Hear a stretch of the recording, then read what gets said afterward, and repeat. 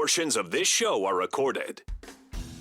Strap in and be prepared. You just heard Baby J about 3 minutes give his entire A to Z on what was going on. I didn't interrupt you. I don't even like I got to everything, honestly. No, you didn't get to everything. Interesting guests. Kelly Graves, Mike Parker, Josh Pate, Melissa Lombardi, Yogi Roth, who said that Justin and I are smart. Sharp opinions. I can see Dan Lanning sitting in his office, rubbing his hands together and saying, yeah, bring it on. You're just giving me juice. I think you could be the type of team that has guys that excel in certain things. You don't need somebody that's great at everything. You need to be able to put guys in position where they're going to succeed. And some smiles. Is this thing on?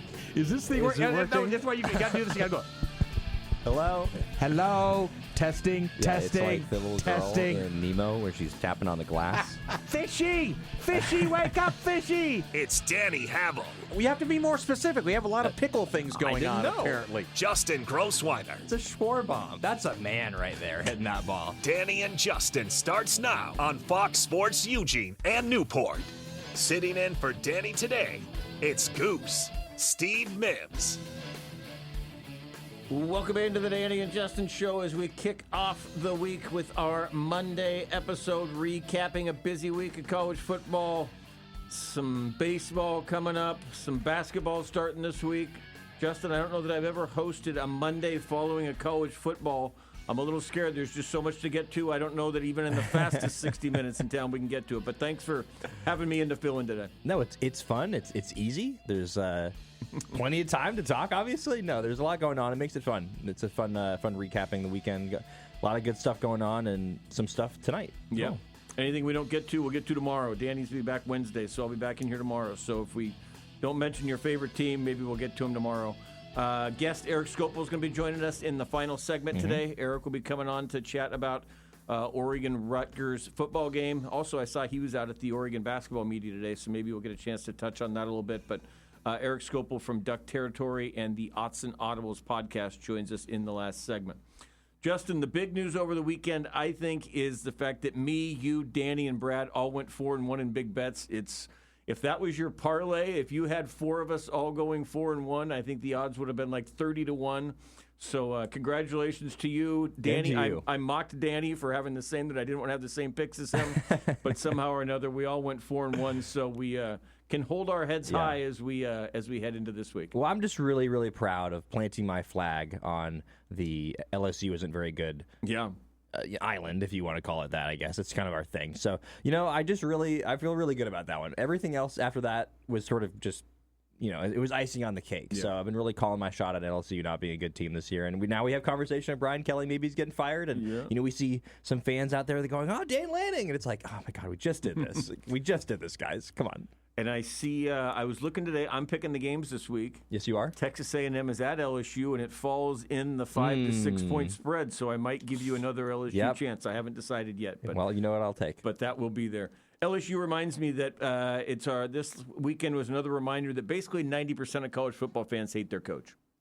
Absolutely. Yeah, nobody's happy with their coach except for the 5 or 6 schools. Ryan Day, Ohio State, they hated him. And, 6 months hated ago, him. they Exactly. hated him. Yeah. They're back in on him. They're back in on him. Alabama, they wanted to get rid of DeBoer after last year. They're back on him. Oregon fans have been in on Lanning for a long time. Maybe Missouri and Eli Drinkwitz. I know Texas A&M likes their guy Elko right now. Kurt Cignetti, very popular. Yes. There's a list of about 10. Everybody else hates their coach. Florida hated their coach so Miami much. Miami hates their coach now. Miami hates their coach now. They're having those Oregon thoughts of, well, how did we lose a game that we should have won on that one? So, but actually, he is the most stable coach in the state of Florida. As Billy Napier was fired yesterday because that was like the longest hot seat ever. He was like on the hot seat from like the start of last year. And then he won some at the end, so they brought him back with this idea that he was going to build a roster. The roster was good, and he still lost everybody and lost his job.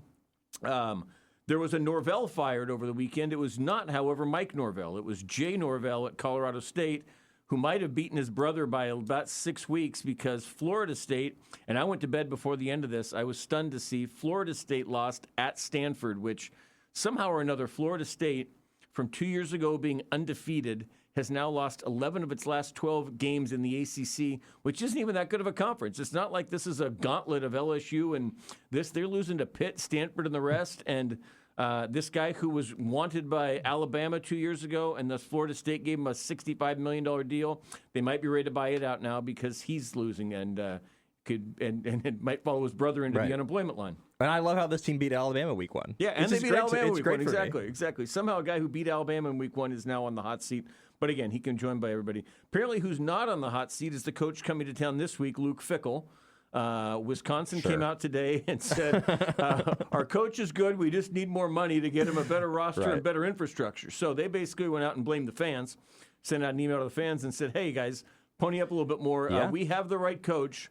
We just need you guys to help us get the resources in place for him, which basically means we can't afford to fire him, so we need you guys to give more support. Now, Barry Alvarez, who's the athletic director there, and he was a long time head coach there. He came back and coached a bowl game against Auburn. I believe it was the Holiday Bowl or something like that. But he's the athletic director there, and he went, I wouldn't say viral, but in terms of the Wisconsin sort of sports realm, went kind of viral in terms of his comments a couple weeks ago, just really talking about the fans and saying how they're spoiled and saying that they basically, need to support the team more. So it does seem like there's a rift right now between what's going on in the program and how the fans are perceiving it for sure. I think Wisconsin's one of those interesting programs because they strike to me as one of those programs that has really taken a turn for the worse because of the way of the new college football. You know, they really had a good place with what they were doing in the old Big Ten and in the old recruiting, and they always got the offensive linemen and the running backs, but it's a completely new world there now. I mean, they have Luke Fickell, who's like a spread option guy. You don't really have any real talent, I think, on they're not bad. Like, they have some talent, but the quarterback situations there is a mess. I think that I would guess that he's going to get fired at some point. Whether it's this year, I would expect. If not, I don't see this program turning around that quickly to the point where he's not going to be let go. Yeah, they've been shut out twice in a row at home, and they're 35-point underdogs against Oregon. That's like a larger spread than Montana State was at Oregon this year. They are 35-point underdogs this year. I think his buyout was speaking of 35, around 35. To me, when an athletic department sends that out and Barry Alvarez sends out, that's like, hey, our message is we can't get rid of this guy. We spent $35 million to get rid of him. We're already having to try to bring in $20 million a year rev share. They're basically saying, hey, we think the coach is okay. We don't know that we can go out and find somebody better, and if we do, we're going to have to pay a lot. So we're basically not going to pay to get rid of him. We're going to keep him here and let him, it's kind of the Wayne Tinkle thing. Sure. I think Oregon State would have gotten rid of Wayne Tinkle a time or two, except it was sort of like, we can't really afford not to, so we're just going to kind of keep it and try to invest in him. So that's where they're, and Wisconsin comes to town this week. There's not a whole lot of drama. I don't think there's a whole lot of buzz in town, except for the Grateful Dead uniforms, and it is a 4 o'clock start we learned over the weekend, so 4 o'clock start for this one, but I don't think, and I'm only here for 2 days this week, we're not going to spend a whole lot of time breaking down the X's and O's of Oregon, Wisconsin. No, I mean, how can you, quite honestly? I mean, Wisconsin, it's so funny. When you looked at this schedule 3 years ago, you'd be like, you know what? This is a really tough schedule. You've got Oklahoma State. They're a really good team. Oregon State, not a bad team. Obviously, Penn State. You would look at Wisconsin and Iowa and USC, and you'd be like, wow, this is a really hard schedule. And then when you look at it now, it's like, man, where did all the hard games go? I mean, obviously Indiana is a really good team, but I think that it's just been proven Indiana really is one of the best 5 or 6 college football teams right now. So, that loss, I think, is going to age very well for the Ducks. And we'll see what they do. But, yeah, Wisconsin is just, especially on the road after they've not scored a point in the previous 2 games, both games at home. They ran, I believe, a promotion, something to do with the amount of points scored, and they didn't get any sort of, promotion because they didn't score any points. Yeah. It was just, it's ridiculous. I mean, it's really sad as a former Wisconsin fan, Your marketing department has to be smarter than that. They have to know, hey, there's a possibility we might get 0, and that would be really embarrassing. You got to at least have, and it's twice as much if we get 0. It was some cheese curds promotion, of course. Of course. One team that likes its head coach right now, although he's not going to be there for long, is the Oregon State Beavers. The Rob Akey era was off to a successful start. They beat Lafayette, slow first half. And then Malik Murphy was basically benched. They brought in Jabari Johnson, and he came in and ran a lot. Anthony Hankerson had, I think, 4 touchdowns, and they pulled away in the second half. It was a good feeling for the Beavs. Not a huge crowd out there. It was somewhat overwhelmed by a viral moment that went later. Yeah, there were a couple viral moments, including the shirtless crowd. There might have been some shirtless clouds as well, but this was a shirtless crowd.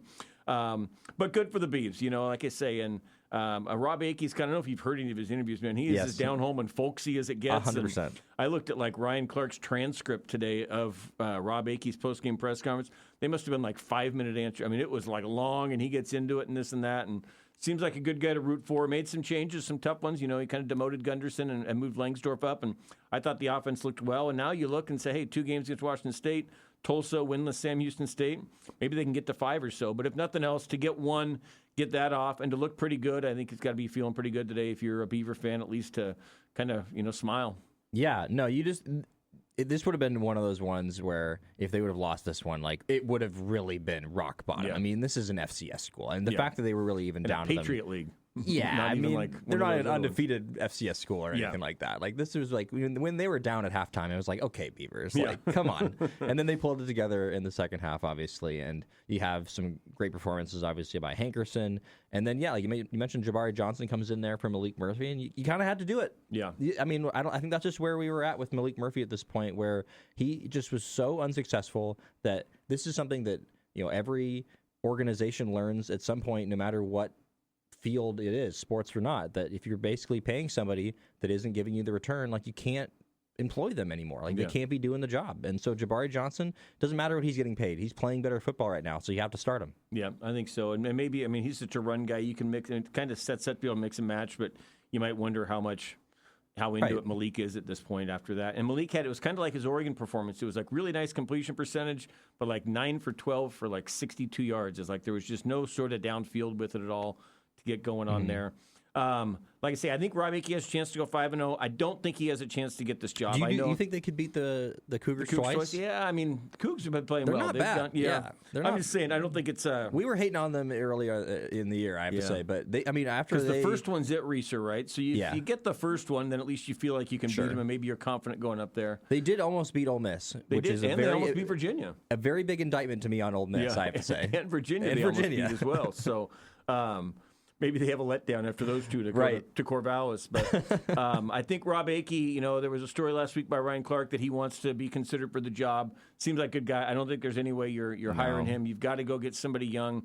I've been saying my thing with Oregon State is you got to get a recruiter, whether that's the head coach or somebody on the staff. Jonathan Smith had kind of Mike Riley had the X's and O's guys, not really a recruiter. Jonathan Smith, really good X's and O's, never really had a recruiter on staff. Trent Bray, the same thing. They have to go out and find one of these dynamic recruiters. Like I say, your head coach has to be, and again, I know Rob's 59, 60 years old. I just don't think that's the guy that is going to be. You're going to really have to get somebody out right now to recruit and to do it, and I think that's what it'll be. And there was news today on that front as Oregon State has announced its football search committee, and it's an interesting group. And Scott Barnes made sure that it says at the top, headed by Athletic Director Scott Barnes, which some fans weren't thrilled with. But the search committee, for those who haven't heard yet, for the Oregon State football coach will include Brandon Cooks, who is a former Oregon State football player and longtime NFL player. In the NFL? I thought he was, but I wouldn't think you'd have a guy on your search committee if he's working on Sundays. But correct me wrong. I think he's on the Saints, honestly. Yeah, he might be back on the Saints. Nikki Newberger. Nikki Newberger was a student athlete at Oregon State who is now an executive at Lululemon. Marty Reeser, you might know that last name. He was a wrestler. I've heard of that name. A wrestler who's been part of the Reeser's Fine Foods, which named the stadium. Joth Ricci, who's the one who gave a few $1 million to basketball and who is a former executive with Dutch Bros and now with Burgerville. Mike Riley, might have heard that name before as well, former Oregon State football coach Mike Riley. And John Sturrock, who's a retired executive. All these are Oregon State grads, I believe, except for Mike Riley, who grew up in Corvallis and spent plenty of time at Oregon State. So that is the committee. I think it's an interesting one. It is really heavy on community and leadership as opposed to athletic excellence. Again, some of these people were athletes who went on to greater things in business, but this isn't, let's line up 7 former football players and bring them in here. This is some former student athletes, but a real emphasis on, I think, community and leadership and people who are going to be looking to find somebody who can come in and be a leader as opposed to just an X's and O's or, hey, we really like his highlight videos. Right. So not only is Brandon Cooks still in the NFL, he's only 32 years old. He might be in it for a while. Huh? Yeah, he's still definitely running around out there. But no, I think this is definitely, you can't sit there and say oh, like my perception of how they're going to hire the next coach has totally changed now that they've put this committee together. Yeah. I mean, it's nice. It's a good face. Yeah, for sure. It'll still be led by Scott Barnes. Yeah, exactly. And it'll be, it'll probably be his. But like I say, it sounds like there's going to be some Zoom meetings unless they're just going to wait for the Saints to have a bye week so that Brandon Cooks. But that seems weird to me that you would have somebody who's not able to kind of meet in person or have kind of in-person interviews. Of course, by the time, we're not really even looking. I mean, the committee can start doing some work now, but really, you're probably looking for somebody who's coaching somewhere, obviously, right now. And if it's an assistant, you can probably interview them now. But if this is, I think they might be looking in terms of an FCS type head coach, North Dakota, one of those. I get the Dakotas all mixed up. One of those South Dakota, North Dakota South Dakota ones. State, North Dakota State. Somebody who's been successful and has won at a level with 2- and 3-star athletes. Although I know that Scott Barnes has mentioned, hey, he thinks this is the best job in the new Pac-12 because Oregon State's, coming from the old Pac-12, and he thinks that you can convince a new coach that you're closer to the playoff here than maybe some other places because you're going to, compete for that group of 5. And if Oregon State can be the top of that conference, you're going to be vying with the American champ type situation. So I think it's an attractive sell in that way. Like I say, I think it's interesting. I think Rob Akey will do a good job. I think he'll win a few here. And the problem with doing that is then suddenly you get players who, hey, we want, this happened when Oregon State. I remember the Corey Hall took over for that Gary Anderson year, and all the players were doing hashtag Hall in. They wanted, Corey Hall to get the job, even though he'd never done anything like that before. And smartly, Scott Barnes went out and hired, Jonathan Smith to do it. Right. So it'll be something like that again. It'll be a committee that starts to do some deep dives on the people, and then they'll get into. I think by December, you're probably looking at getting some in-person interviews because you're not going to get somebody to come in here on a week off when they're playing.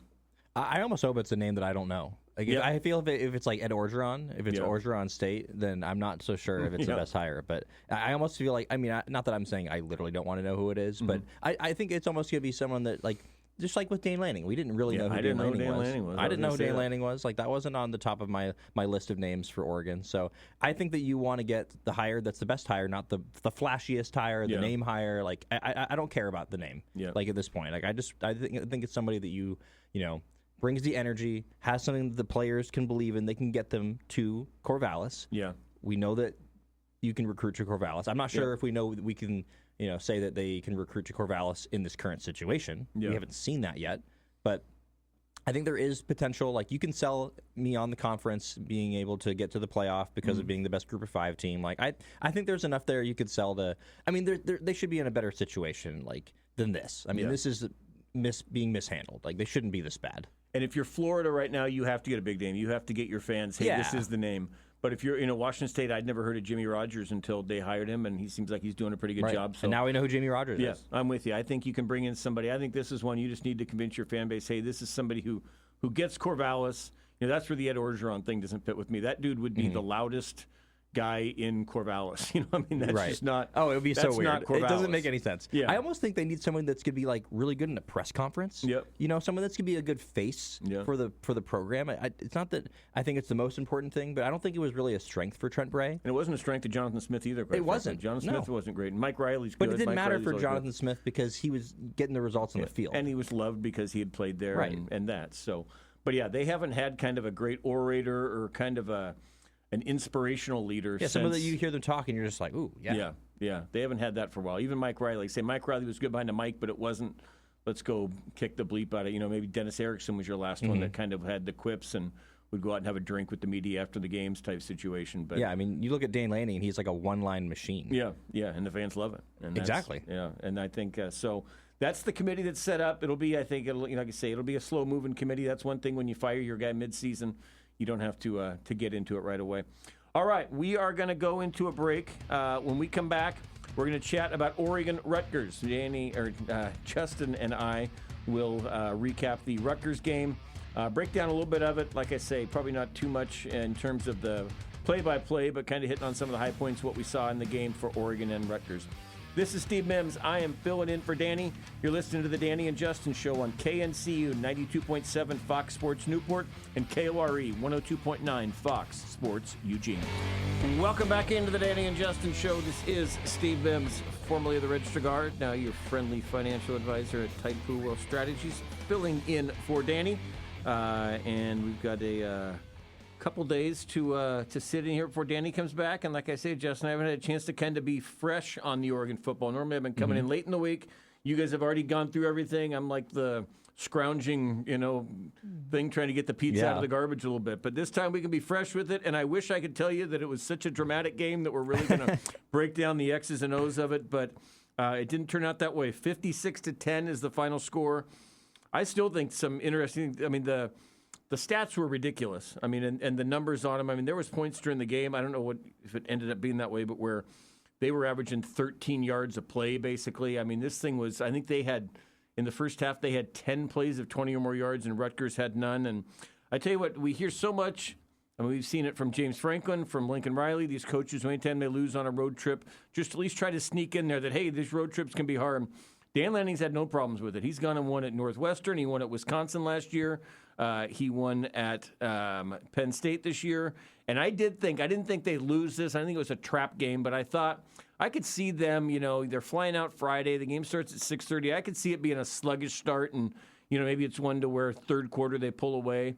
And then it starts with a turnover, and they give up a field goal, and then from there it was just done. I mean, it was just done. Oh, yeah. ESPN, I love looking at the ESPN win percentage predictor. It's just a fun thing I like to do during games. And that was at 99.9 in like early second quarter. So it was pretty much over. I was joking after the game on the Jerry's Home Improvement Game Day show that if you want to complain about something, that Oregon didn't win the turnover battle somehow, and they also didn't win the fourth quarter. But other than that, it was basically like the ultimate get-right game for the Ducks. I mean, everything you wanted to see, I think you saw. I think you didn't really learn anything about this team in this game. I mean, other than there's some resilience, obviously. Yeah. But I think in terms of the on-the-field stuff, like we knew that Oregon was way better than Rutgers, but it was a game that you wanted to see Dante Moore go out there and have a great game. You wanted to see Kenyon Sadiq go out there and have a big game and get a couple touchdowns, which he did basically in the first quarter. I mean, we'll monitor his potential injury, but I think he's probably going to be fine. Seemed like it was definitely a precautionary thing. And then the running backs. I mean, you want to talk about a team where I think if Oregon was down to their sixth-string running back, they'd probably be okay. Yeah. Like I think if it was legitimately like, hey, we need you to rely on you, it would be like DeJuan Riggs, and I'd be like, okay, like yeah, he'd probably be all right. It's crazy. So defense played well. Obviously, they give that late touchdown, but for the most part, I mean, this was about as good of a performance as you could possibly ask for. I think the only disappointing thing, quite frankly, was the fact that they didn't actually get the yards mark. Yep, they only got 750, and only 750. 777 was the record from. It was from the Helfrich era. I forget which game, but it was like 2000. Was it Cal? Yeah. Okay. So it's because of that Decorian Moore muffed punt. If they wouldn't have had that, they would have gotten it. They would have. 750 total yards. That is an average of 12.3 per play, which is just ridiculous. When you are averaging a first down per play, it's a little crazy. 415 rushing yards, averaging 11.2 on that. So those are some of the numbers there, like I say, that get put up. Dante Moore, I think the good part was, and I'm going to talk to Erik Skopil a little bit about this in the next segment, but we overreact to everything in college football. Again, like I was talking about earlier, fans, they hate their coach, all that stuff.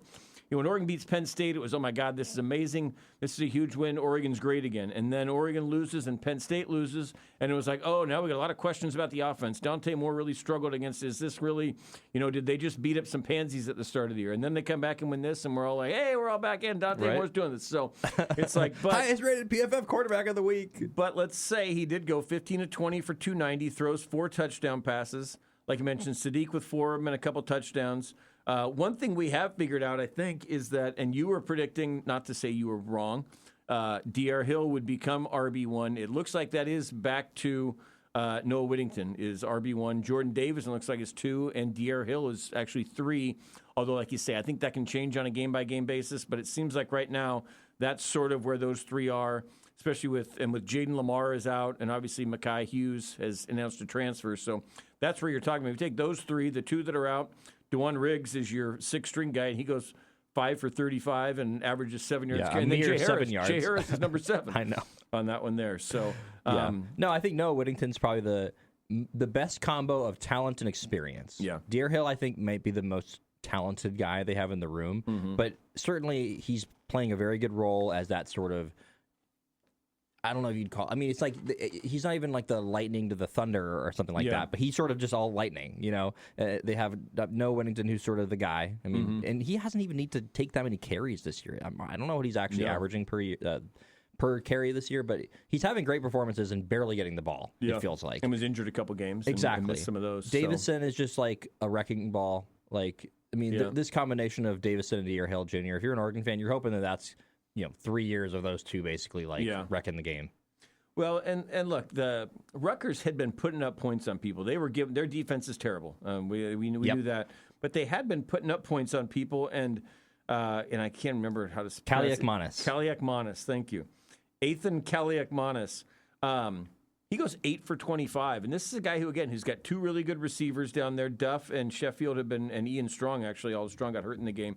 He's got good receivers. This at least should have been something where, their defense is really impressive to hold Rutgers to that, because on the road, again, a Rutgers team that can score, I thought at least you'd see them be able to pass the ball and put it up. It was kind of like they've seen some games where it's like, I don't know if it feels like Oregon has 13 men on the field because, but it's kind of like last year when they'd played, there's some bad quarterbacks in the Big Ten too, by the way. And, we saw this last year at UCLA. There have been games where you turn it on and it's like, it's not even like they're playing the same sport. And every time Kaliakmanis dropped back, it was like, there's no chance unless he gets really lucky that he's going to hit. And he missed one guy that got wide open on a deep ball left. Everything else, though, it just felt like, man, unless he checks it down, there's just no chance to get it over there. So I know it's Rutgers and people aren't going to, and it wasn't a shutout. But I thought the defensive performance was really good. And like I say, they have a tendency. And maybe it's just because there's some bad Big Ten quarterbacks out there, but it was another one of those games where it felt like, man, Oregon just looks like they got more dudes out there than them in total numbers, not just more dudes, but like 13 on 11 type thing, because there's just nothing. And then Oregon gets the ball, and it's like, you're not even trying, and they're just running up the and don't even get touched for 10 yards. And every time he drops back, somebody's open somewhere. It's like, why doesn't the other team look at Oregon's plays and say, hey, maybe we could run that too? It seems like they're always getting some guys 6 yards open, and we can't run a single play where a guy's getting 1 yard open. Right. And I think probably some of that's just the athletes they have as well. I mean, not that they couldn't run the plays, but I don't think it would work the same necessarily. I mean, some of these plays that Oregon was running in the fourth quarter with their fifth and sixth string running backs, you would see the holes. I mean, I might have been able to get a couple of yards. You might have been able to get a couple of yards running through those holes.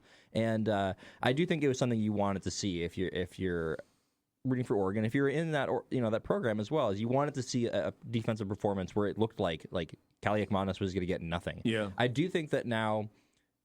So the question that happens after a game like that is, okay, well, we saw the previous game against Indiana. That was the part of the game that Indiana exposed Oregon in that game, was that outside on those corners, like they were getting those back shoulder fades all game long. Yeah. So I guess the question is, and I think it's a little bit of an unfair question, which is, okay, can Oregon be one of those teams that does it against the teams that aren't so good? Like they can shut those teams out, but then against the really great teams, like it's going to be an area where they're going to have some concern. Like I'm not sure how you can answer that exactly, but I think about, okay, they're going to play Ohio State. Like, is that something that even if you look at a game like against Rutgers and they dominated Rutgers, but against Ohio State, like, are we going to be worried about it in that position? Like, I just don't know exactly. Ohio State's going up like 5.7 points a game right now. So I know. I would be worried about anybody. Now, I think Oregon would have as good a chance as anybody but I think Ohio State's defense is on a different level. And I'm not sure that they are going to get a chance to play them, because I think Indiana and Ohio State are on a collision course now for the Big Ten title game. Neither of those teams, I mean, it's like,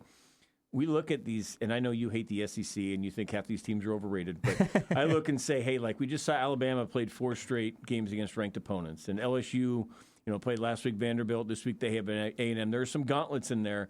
It's like you look at Ohio State, and now part of this is because Penn State stinks now. Penn State plays both Ohio State and Indiana down the stretch. That should have been a really tough game. That should have been a top 5 matchup for those. But without that, it's like both those teams just have the Rutgers and Ohio State and that type of team that's out there. So there's not really, I mean, like I say, in these other conferences, it feels like, I mean, part of it's because we've gone to these huge conferences, and so you're just not playing the same schedule, even if you're in the same conference type situation. But it sets up pretty nicely right now for Ohio State and Indiana to get there, and then Oregon becomes the third Big Ten. I think there's only going to be 3 Big Ten teams in the playoff this year. I don't believe that Illinois, Michigan, USC, any of those are going to make it up there. Well, USC needed to win against Notre Dame. Yeah. Yeah, They absolutely. really needed to win that game. Yeah. And it kind of gets Notre Dame back in the conversation, which is pretty ironic. And it just goes back to, like, we thought Notre Dame was going to be, like, completely out of it after their second loss. And it's just all about timing. Yeah. It's all about timing in college football. That's why Oregon's loss against Indiana, it's going to age very well, especially because when we look at the playoff rankings the last week of the season, that loss is going to be however many weeks away. And Indiana, unless something changes, is going to be number 2 or 3 or something like that. So, And Oregon will be a top 8, which means they're going to be playing at Autzen Stadium. I think they'll be in that 5 to 8 range by the time you think this there's thing's a over chance with. they can get to top 4? I think there's a chance. I mean, I look right now and think that there's going to be an SEC team in there. I think if Indiana and Ohio State both go undefeated and play each other, they'll both stay above Oregon in there. That's what I was kind of thinking maybe, is that you'd have Oregon at like that 5 spot, and then if Indiana, I mean, I could see a situation where you could have Indiana pop below Oregon despite beating them. You know what I'm saying? Because of when they lose and it's a championship game. I don't know. You shouldn't get penalized for that, but we see it sometimes. Yeah. We will not need to spend a lot of time talking about Wisconsin. Like I say, Wisconsin is not looking good. Like I say, they came out today and talked about Luke Fickell, but this Wisconsin team, that's sort of the crazy thing. And you know Wisconsin football better than me, but I mean, this is a guy who, when he was at Cincinnati, had Desmond Ridder, he had Sauce Gardner. I mean, he was getting good players to small school like that. I think the thought was, boy, he goes to Wisconsin. Now he can bring in kind of those guys to Wisconsin and fill it out with, big guys from in the state of Wisconsin. I know they started the year with the quarterback who was the transfer from Maryland. Billy Edwards Jr. Billy Edwards Jr. Which we saw last year when he played for Maryland. Yeah, and 2 years ago he brought in Graham Mertz, who had all this hype at Florida and him. But somehow or another, I mean, that might be Luke Fickell's biggest downfall, is he just has not been able to get the quarterback to run his offense. Like I say, Desmond Ridder, who never went on to much in the NFL, but was really good on that playoff team for Cincinnati. But I couldn't tell you a skill position player that Wisconsin's had in the Luke Fickell era. And I mean, they used to have, running backs, Jonathan Taylor, Ron Dane. They were quarterbacks who could go back there. They weren't maybe NFL guys, but guys who could really direct an offense. And that's, to me, the biggest confusion, is how Luke Fickell can go from Cincinnati to Wisconsin and get worse players at Wisconsin than he was getting at Cincinnati. No, totally. And Wisconsin has never had the quarterback. I mean, they've had the guys like the some names are escaping me. Forgive me. I feel bad about that. But well, Russell Wilson. But that's what I'm saying. They had Russell Wilson, and they had a bunch of other game managers, essentially, like guys that could get you 8 completions, 10 completions in a game, but they were just handing out to their running backs. Yeah. I mean, James White, Melvin Gordon, Ron Dane, Jonathan Taylor. I mean, it's like ever since I was a kid, Monty Ball. I mean, I could name these guys off the back of my hand basically, because the running backs are what matter, and their offensive linemen, Joe Thomas, and they've had plenty of offensive linemen throughout the years, but it's a different team now, and they have a guy now at quarterback, Hunter Simmons, who was in the FCS as of, I believe, last year. Yeah. So he played for Southern Illinois, and now he's going to be starting for them against the Oregon Ducks. Yeah. It's just a tough position to be in. Yeah, although we've seen some, Vernon Adams, we've had some FCS. The starting quarterback at Ole Miss was at Ferris State last year, which is D2. So we've seen some of those type situations, but Cam Ward was a zero-star Cam Ward prospect. was a 0-star, there you go. Which is ridiculous, by the way. Yeah. How does that even happen? And Shedeur Sanders supposedly was a 0-star, 2-star guy. Really? Well, I mean, he started out at Jackson State. I mean, I don't think so. he had. I don't think he went there just because his dad. I think that he didn't have higher offense type situation. But so anyway, we've seen some of that. But yeah, I just don't understand how Luke Fickell can't get any skill position players there. All right, we're going to head into our last break. When we come back, Skopil Damas is going to join us. Erik Skopil of Duck Territory and Autzen Audibles podcast will come on to recap his thoughts on the Oregon Rutgers game from last week. And what he's looking for in what looks like a 35-point spread this week against Wisconsin. All right, this is Steve Mims. I'm filling in for Danny. You are listening to the Danny and Justin Show on KORE, Fox Sports Eugene, and KNCU 92.7, Fox Sports Newport.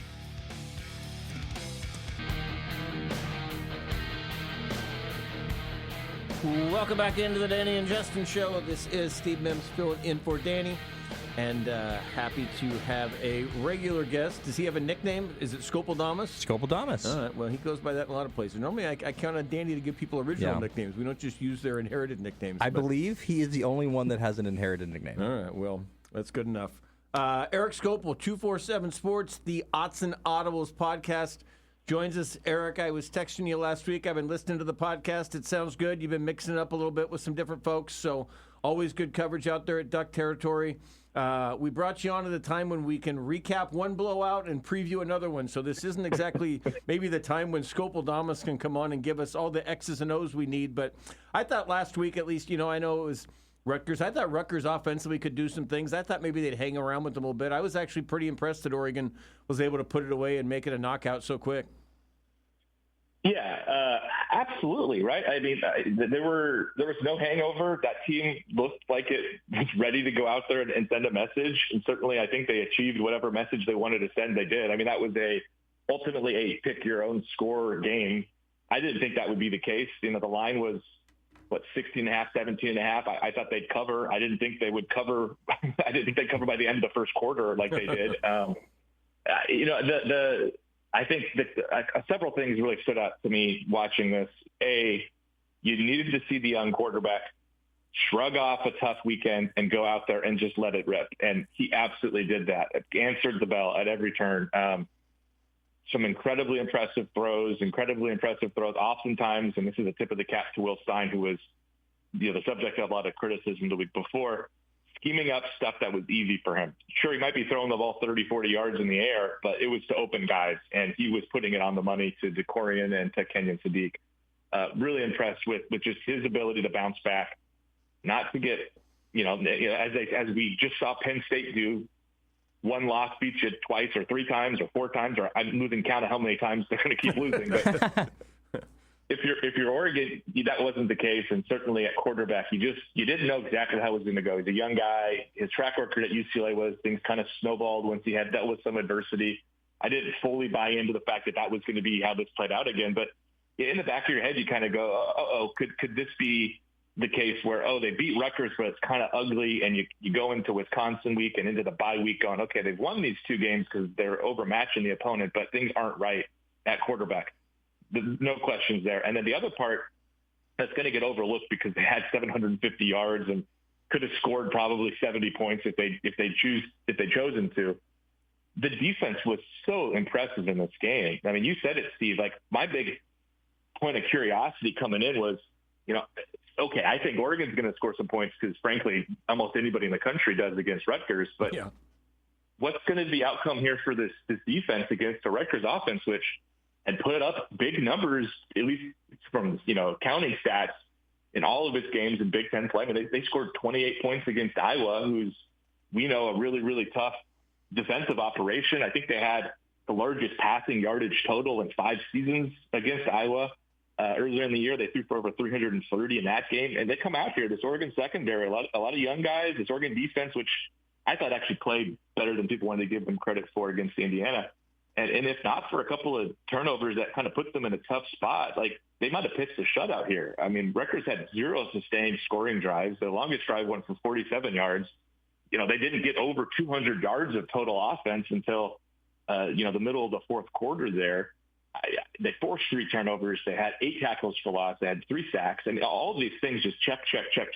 And again, we're all going to come out of this and talk about this offense because they played so well. But defense, they were impressive as well. And I think both sides of the ball clearly motivated to kind of prove themselves coming off a week where, there were a lot of people suddenly questioning a team that hadn't really had anybody question to that point. Yeah.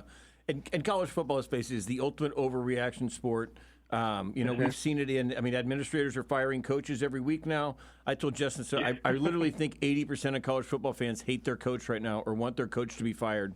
And you talked about, there was, after, they lose the Indiana game, suddenly there's criticism of Will Stein, but then they come back and score 750 and it comes back. And they lose to, they beat Penn State and they're the greatest team in the world, and then Penn State loses and maybe that wasn't that good of a win, and then they lost to Indiana and the sky was falling, but then they come back and win.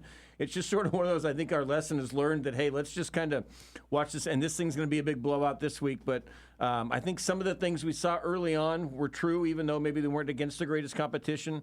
But I feel like this team has shown that regardless of the competition, they're going to be one of these top ones out there. And we may have, again, overreact to the highs and the lows, but I think this is a team that's got a pretty steady group that you don't feel like there's going to be a Penn State, like you say, dramatic fall off at all. This is a team that's kind of built for this season and can weather the highs and the lows.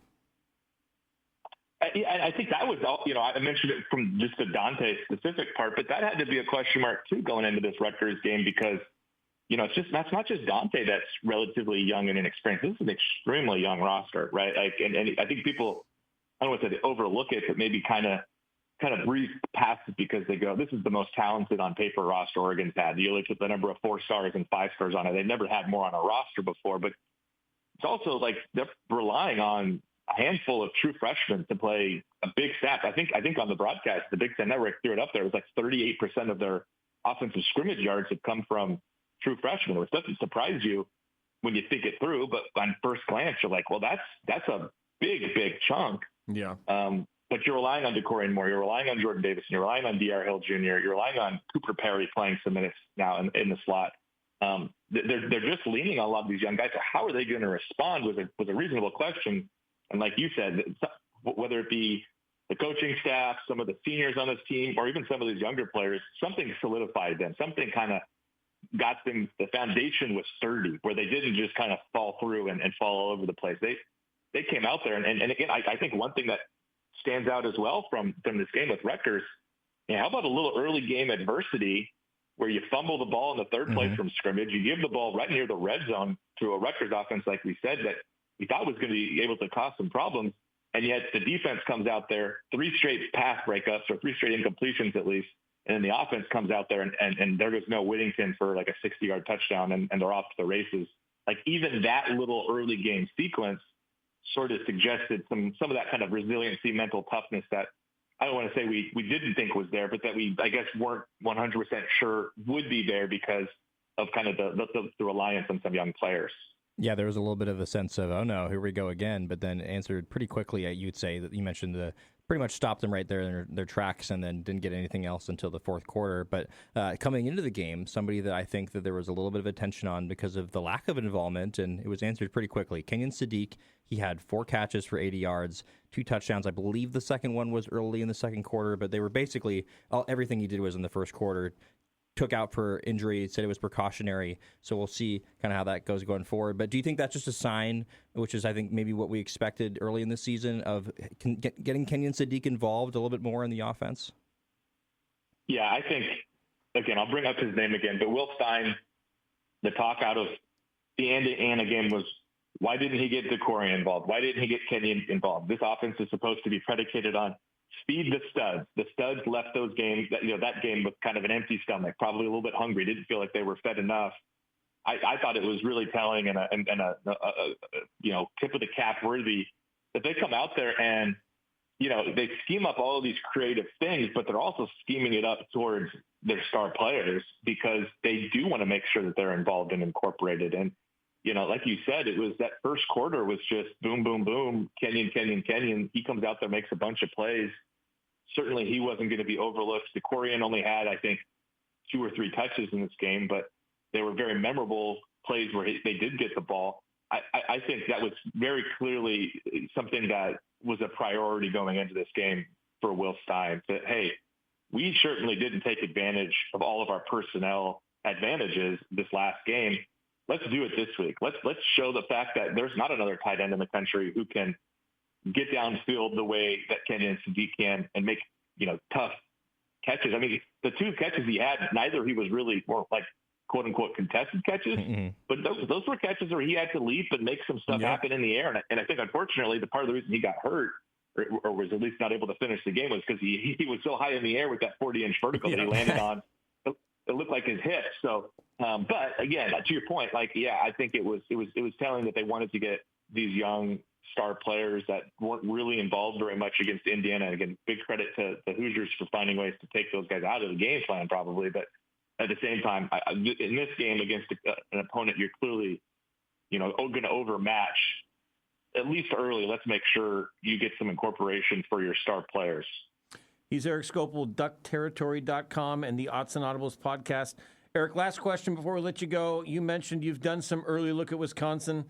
Can you sell me on a storyline? Can you sell me on anything that I should be looking at this week for Wisconsin? Or is this something where, barring a 7-turnover disaster, this should go as we anticipate? Well, they've been shut out the last 2 games. And I had this stat, and I'm now frantically Google searching, but I think Oregon shut out Arizona at home back in like 2013, maybe it was. Yep, Rich Rod. Somewhere in that range, 2012, 2013. That's the last time Oregon has shut out an opponent at home. Ooh, okay. That may be on the table this week, because you're looking at a Wisconsin team that hasn't scored a touchdown since the first quarter of the Michigan game. And that Michigan game was played during Oregon's bye week back on like October 4th or 5th. So this is not an operation that's really firing on all cylinders in any capacity. When you look at Wisconsin, but this could be a game where you see, maybe they put all together and get a home shut up for the first time in what would be 13, 14 years. And I guess just the other part to kind of explain some of the Wisconsin issues for that offense, because it's not like Luke Fickell's a bad offensive coach. We know what he did at Cincinnati. We know he's kind of trying to do some different things with this Wisconsin offense, kind of moving away from that traditional ground and pound offense to more of a spread, take advantage of some speed mismatches on the outside. They're down their top 2 quarterbacks. Billy Edwards Jr. was a really good quarterback at Maryland, threw for, I think, almost 300 yards per game a year ago. He was knocked out like first quarter, first game. That's tough. Not a lot of teams are going to be capable of withstanding that. And then to make matters worse, like 3 games later against Maryland, Danny O'Neal, their second quarterback, who hadn't been playing well by any means, he gets knocked out with an injury. He hadn't been playing. They turned to quarterback number 3, Hunter Simmons, and he's thrown 1 touchdown, 4 interceptions, hasn't thrown for more than 100 yards the last 2 games. Very hapless offense. If they were to get Edwards or O'Neal healthy and available for this game, I don't think it's likely they get Edwards, but maybe it is O'Neal, who played a little against Ohio State. Maybe they show a little bit more on offense, but again, I think the shutout would be the one thing I'd point out, Steve, of like maybe Oregon can hold them off the scoreboard. Well, I'm rooting for Danny O'Neal because it would be the first time we've had a Danny O'Neal playing quarterback at Oregon since the '94 Rose Bowl team, right. And I think it would be exciting to have a Danny O'Neal playing quarterback. No relation, by the way. I was in school during the Danny O'Neal years, and I know Danny a little bit in post, so I'm rooting for that. That's all I'm rooting for on this one. Erik, appreciate the time. Thanks so much for coming on. I know you're busy. You were at basketball today as well. Thanks so much for that. And like I say, all your Oregon coverage, duckterritory.com. Listen to the Odds and Audibles podcast. Skopil, always appreciate you coming on with us. Thank you very much. Anytime, guys. Appreciate you. All right. That is Erik Skopil of 247 Sports. Him, Matt Preem, and I know that they have a new guy who replaced Jared Mack, but his name eludes me. Jackson, somebody, I believe. Anyway, folks, go to 247 Sports. You get the best coverage there. They travel in a lot of games. I know they didn't go this week to Rutgers because I was listening to the podcast. Because why would you? Well, he said, we're going to save our travel budget for the playoff games and not waste one on Piscataway, which can get a little bit expensive on that one there. So, couple things we didn't get to today. The main one, though, is Seattle Mariners tonight. Mariners play 5 o'clock tonight, Game 7. Game 7s are great. Yep. I love Game 7s. Me too. And because you never know, Max Anything Scherzer, can happen. I love the fact that basically every pitcher except the guy who threw last night is going to be available, right? So we may see Scherzer come in. This is one of those where if the starter gives up, gets 2 runners on in the second inning, you may say go to the bullpen right away because you want to make sure that this thing doesn't get out of hand. So I love the strategy of a Game 7 like that, and we'll have it tonight. I'm rooting for the Mariners. I think we both are. Yes. Yeah. I'm a little more ambivalent about this one. I like Toronto. I think they've got some really fun players to root for. I love Vlad. Yeah. But I think that this Seattle Mariners seems special. Like there's something about it that seems special to me. I saw they switched the lineup a little bit again. They moved Naylor. It was Naylor at 4, Polanco at 3, and they switched. Now Naylor's hitting 3 and Polanco's hitting 4. So Dan Wilson has been making some changes to the lineup throughout. They had the great win, the Suarez Grand Slam on Friday. And it looked like all the momentum was there, and then they lose last night in Toronto. Tonight, I know Mariner fans will be holding their breath as they have been very fired up for this. And if they win, the World Series starts Friday either way. It's either Dodgers at Toronto if the Blue Jays win, Seattle at L.A. if the Dodgers win. So if you're rooting against the Dodgers, maybe you're rooting for Toronto because the Dodgers wouldn't have the home field advantage. But either way, that will be tonight. We will definitely get into it tomorrow. I'm back in tomorrow, filling in for Danny again tomorrow. We're going to do some basketball. I know Dana Altman spoke to the media today, and I've been kind of waiting to hear from Dana. I haven't seen much news reports on Oregon basketball, so I'm excited to see what he said, and we'll get into some Oregon basketball tomorrow. We're going to get into some Blazers tomorrow. We didn't get into Tamani Kamara and Shaden Sharp signing their extensions, but we'll get into that tomorrow as the Blazers open on Wednesday. And again, we'll react to the Mariners game. So kind of like today, we should have a full schedule for tomorrow as well. Justin, thanks for having me in. Absolutely. Always a pleasure. Forward to being back tomorrow. And this is Steve Mims. I'm filling in for Danny. You're listening to the Danny and Justin Show on Fox Sports Eugene and Fox Sports Newport.